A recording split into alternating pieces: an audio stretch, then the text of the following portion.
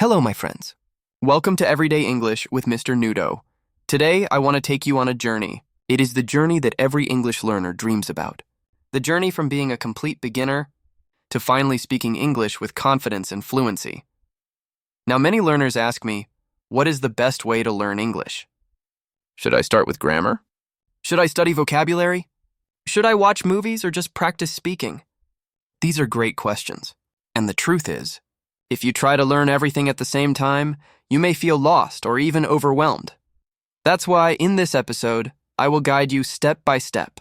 We will follow a clear order, like a map that shows the path from the very first stages of English to the moment you can communicate naturally and fluently. To make this journey easy to imagine, I will use a simple picture. Think of English like building a house. You cannot live in a house without first building the foundation. You cannot decorate the house before building the walls. And you cannot add windows or a roof if the base is weak. Learning English is exactly the same. You need to start with the basics and then add new layers of knowledge step by step. So, let us begin this journey together. First, we will look at the foundation. All right, my friends. Every house begins with a strong foundation. If the foundation is weak, the house will not stand. Learning English is the same. You cannot begin with complicated grammar, long essays, or fast conversations. You must begin with something simple, a strong base that will support everything else. And what is this foundation? It is the very basics, a small set of simple words and expressions that help you survive in daily life. Imagine you are traveling to an English-speaking country. You step off the plane. You go to a cafe and you want to order a drink. What do you say? You don't need long sentences. You don't need perfect grammar. You only need something simple like, I want water, please, or coffee, please. Later, you walk down the street. You are lost. You want to find the train station. You can ask, where is the station? Simple, direct, easy to understand. These are your foundation blocks. They are words like eat, go, drink, and phrases like I don't understand or can you help me? You don't need thousands of words at this stage. In fact, with only 500 to 1,000 common words, you can already communicate in most everyday situations. So, at the beginning, do not worry about perfect grammar. Do not worry about speaking fast. That will come later. For now, focus only on learning the most important words and the simplest patterns. This is how you create your strong foundation. And once the foundation is strong, everything you add on top, new vocabulary, grammar, fluency, will stand firm. Now that we have built the foundation, let's move to the next step. Building the walls of the house. Now that the foundation is strong, we can begin to build the walls of the house. A foundation alone is not enough. You need structure, you need shape, you need something that rises above the ground. In English, this means adding more vocabulary and beginning to use different tenses. At the foundation stage, you might only say, I go to the market. That is good. But life does not happen only in the present.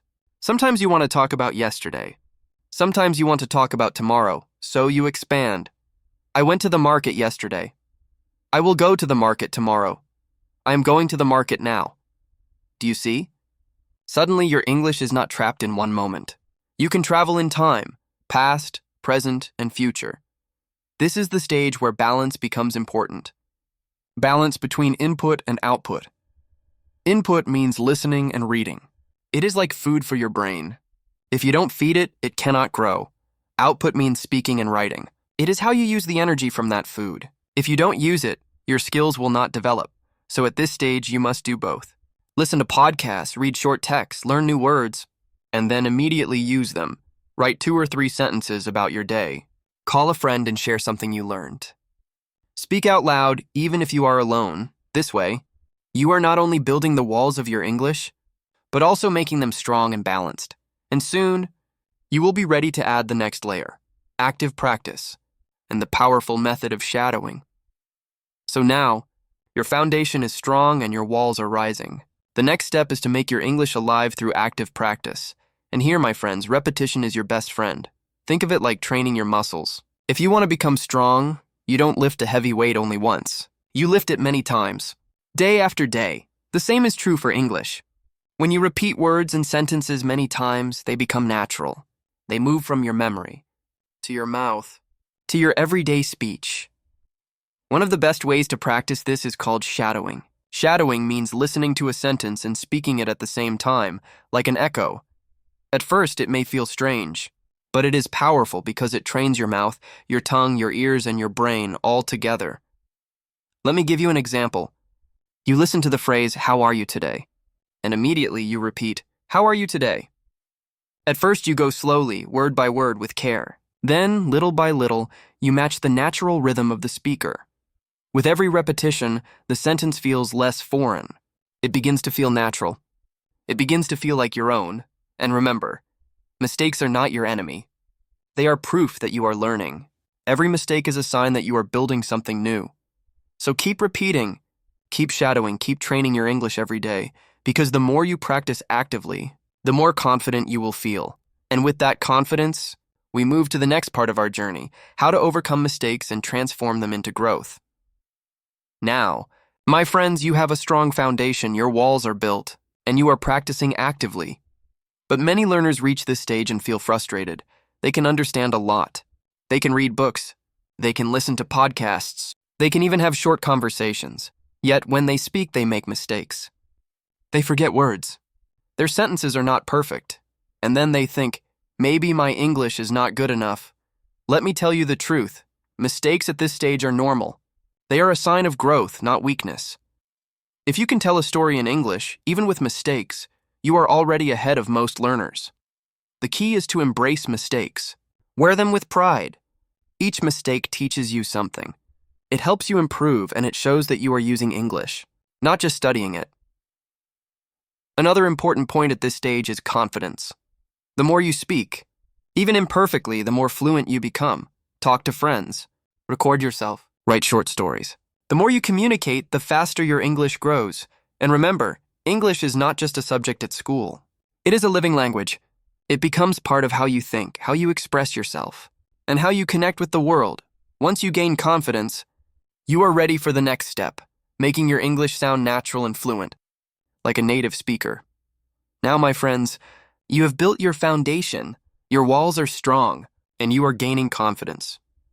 The next step is to make your English sound natural. Fluency is not just about knowing words or forming correct sentences. It is also about how you speak. Here, pronunciation, rhythm, and intonation are key. Think of English like music. Every sentence has a melody. Native speakers connect words together smoothly. Instead of saying each word separately, they flow naturally.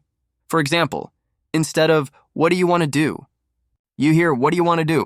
Small changes like this make your speech sound alive. It is not about being perfect. It is about sounding natural, like you are thinking in English, not translating from another language. At this stage, your vocabulary continues to grow, often to 8,000 words or more. But now, you learn words naturally through reading, listening, and real conversations. Grammar becomes instinctive. You no longer pause to think, should I say I have been or I went? The correct choice comes automatically. Shadowing remains very useful here. By listening and repeating natural speech, you train your mouth and brain to match the rhythm and melody of English. And the most beautiful thing happens. English stops being something outside of you. It becomes part of who you are. It becomes a living, breathing tool to express yourself freely. With this, you are ready for the final block, recap. Motivation and living fully in English. Now, my friends, we have reached the final stage of our journey. Let's look back at what we have built together. First, we started with the foundation. Simple words and expressions to survive in daily life. Then, we built the walls, adding vocabulary, grammar, and different tenses to express past, present, and future. Next, we practiced actively, using repetition and shadowing to train our mouth, ears, and brain. We learned to embrace mistakes and grow our confidence. And finally, we focused on natural fluency, pronunciation, rhythm, intonation, and the music of English. Step by step, block by block, your English house is now strong, alive and ready to use. Remember, my friends, do not rush. Learn slowly, practice daily, and every small step will bring you closer to fluency. And now, here is your action. Start today. Pick one word, one phrase, or one sentence. Repeat it, use it, shadow it. Make English part of your life. Subscribe to Everyday English with Mr. Nudo so you can continue this journey with us. Share this episode with a friend and practice together. Keep listening, keep speaking, keep growing. Your English house is ready. Now live in it with confidence and joy. Thank you for joining me today. See you next time, my friends.